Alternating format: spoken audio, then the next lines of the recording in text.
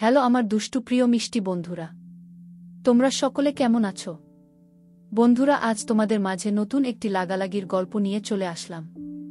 বন্ধুরা, গল্পটি শেষ পর্যন্ত দেখলে আপনার দাঁড়িয়ে যাবে, আপনারা হাতের কাজ করতে বাধ্য হবেন। চলুন বন্ধুরা, গল্পটি শুরু করি। দেখতে দেখতে বছর ঘুরে গেল। আজ উৎসবদের বিদায় অনুষ্ঠান। সকাল থেকেই রূপের মন খারাপ। উৎসব বক্তৃতা দিচ্ছে, রূপ সেদিকেই এক ঠান্ডা দৃষ্টিতে চেয়ে আছে।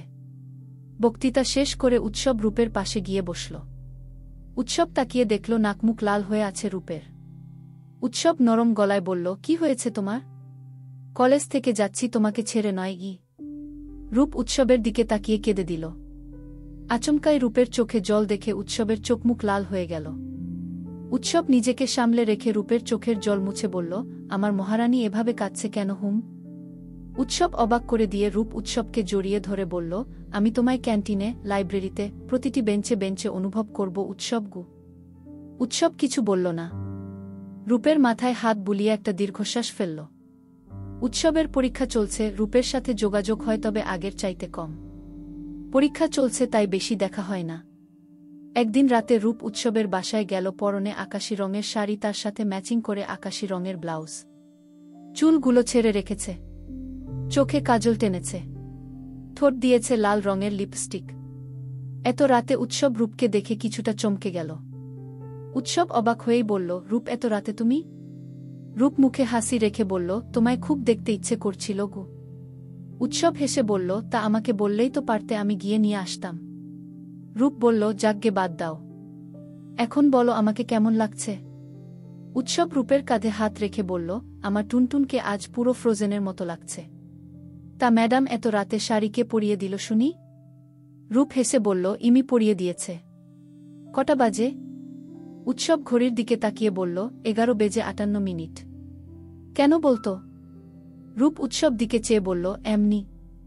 উৎসব ভ্রু নাচিয়ে বলল, কি হয়েছে বলতো? আজ হঠাৎ শাড়ি পরে এসে সারপ্রাইজ দিলে? রূপ সে কথার উত্তর দিল না, বলল, চলো ছাদে যাই। উৎসব আরও অবাক হয়ে বলল, এখন ছাদে যাবে তুমি রূপকু? রূপ কোনো কথা বলল না। উৎসবকে টেনেটুনে ছাদে নিয়ে গেল। ছাদে গিয়ে রূপ বলল, উৎসব চোখ বন্ধ করো। এখন আবার চোখ বন্ধ করতে হবে কেন? উফ, বেশি কথা বল তুমি, চোখ বন্ধ করোই না আগে। উৎসব চোখ বন্ধ করল। রূপ বলল, আমার সাথে এসো, আমি খোল বলা না অবধি চোখ খুলবে না আগে। আচ্ছা ম্যাডাম, খুলব না আগে।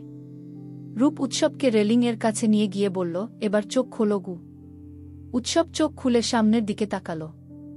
দেখল বাগানে অনেকগুলো বাচ্চা মোমবাতি ধরে দাঁড়িয়ে আছে। সে ছাঁচে লেখা গু হ্যাপি বার্থডে উৎসব উ।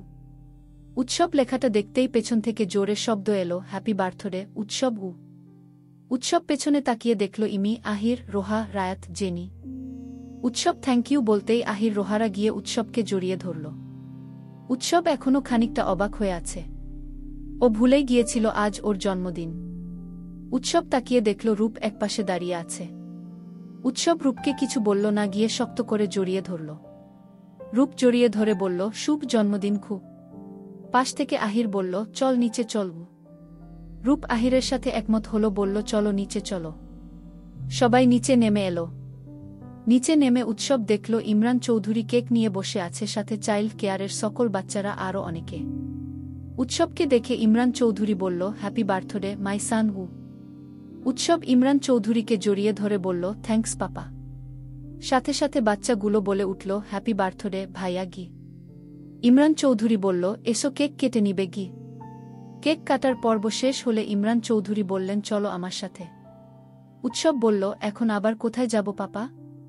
আমরা সবাই মিলে লঞ্চ জার্নিতে যাব। কাল তো শুক্রবার, তোমাদের তো এক্সাম নেই। আশা করি কোনো প্রবলেম হবে না গি। আহির, রোহারা সবাই বলল, না আঙ্কেল, কোনো প্রবলেম হবে না গি।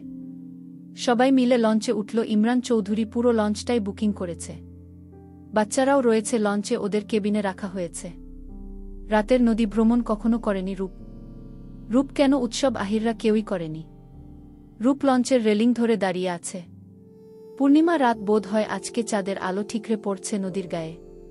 রূপ সে চাঁদের দিকেই মনমুগ্ধ হয়ে তাকিয়ে আছে। ইমরান চৌধুরী নিচে যারা রান্নাবান্না করছেন তাদের সাথে বসে বসে তাদের রান্না দেখছেন। রূপ দেখল ডিঙি নৌকা যাচ্ছে। তার ভেতর ছোট ছোট বাতি জ্বলছে।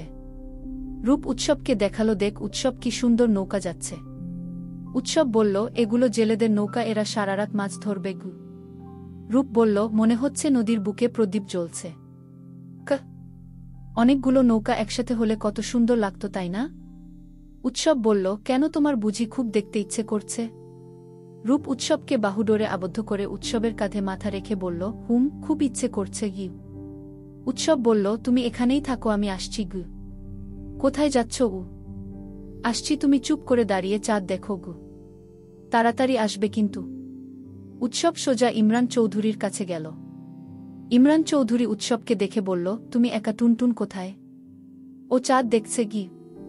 তাহলে তুমি এখানে কেন? যাও টুনটুনের সাথে চাঁদ দেখো গু। পাপা, আমার অনেকগুলো নৌকা লাগবে গি। নৌকা? এখন নৌকা দিয়ে কি হবে? আহ, একটা সারপ্রাইজ দিব রূপকে গু। ইমরান চৌধুরী খুশি খুশি গলায় বলল, তাই কি সারপ্রাইজ? উৎসব ওর প্ল্যানিংটা ইমরান চৌধুরীকে জানিয়ে বলল, এখন আমাকে নৌকা ম্যানেজ করে দাও উ। ইমরান চৌধুরী খুব খুশি হয়ে গেলেন। পরেই আবার চিন্তিত গলায় বললেন, এই মাঝ নদীতে আমি নৌকা কোথায় পাব? তখনই লঞ্চের একজন সিপাহী বলল, আমার পরিচিত এক জেলের সর্দার আছে, তাকে কল করলে হয়তো ডিনি নৌকা পাওয়া গেলেও যেতে পারে গি। ইমরান চৌধুরী বলল, তাকে এক্ষুনি কল করুন, তাদের চাহিদা অনুযায়ী টাকা আমি তাদের দিয়ে দিব গু। সিপাহী বলল, আমি কল দিচ্ছি গু। সিপাহী কল করল, জেলের সর্দার জানালো আধা ঘন্টা লাগবে নৌকা মাঝ নদীতে যেতে। উৎসব আহির রোহাদের গিয়ে ওর প্ল্যানিংটা বলল।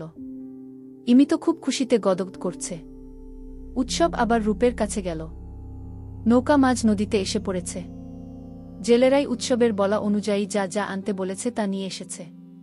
ইমিরা লঞ্চের সামনের দিকটা মোমবাতি, গোলাপ ফুলের পাপড়ি দিয়ে সাজাল।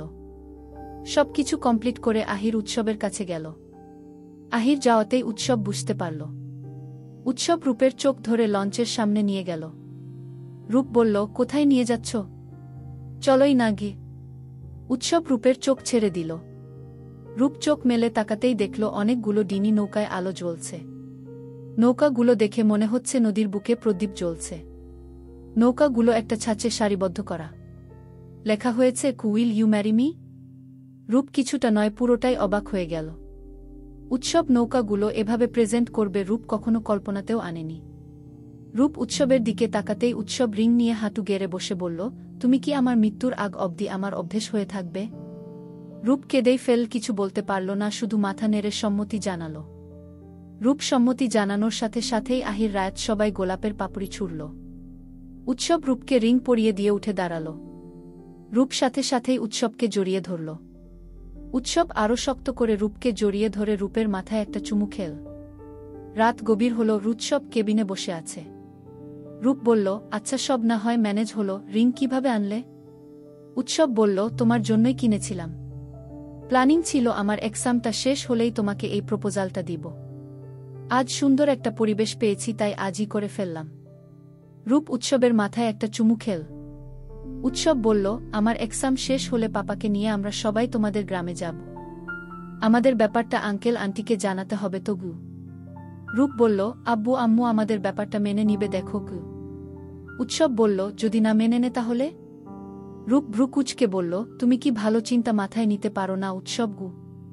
উৎসব রূপকে একটু কাছে টেনে বলল, তোমাকে আমি কখনোই হারাতে পারবো না টুনটুন গো। রূপ উৎসবকে জড়িয়ে ধরে বলল, আমিও পারবো না গে। রাতে সবাই একসাথে ডিনার করে আড্ডায় বসল। এর মধ্যে ইমরান চৌধুরী উৎসবের পিঠ চাপড়ে বললেন, এই হলো বাপ কা বেটা গু। উৎসব ইমরান চৌধুরীকে জড়িয়ে ধরে বলল, থ্যাঙ্কস পাপা, তুমি না থাকলে এত কিছু সম্ভব হতো না গি। ইমরান চৌধুরী বললেন, আমার তরফ থেকে এই ছোট্ট বার্থডে গিফট তোমাকে মাই সান গু। উৎসব হেসে বলল, এটাই আমার বেস্ট বার্থডে গিফট পাপা গু।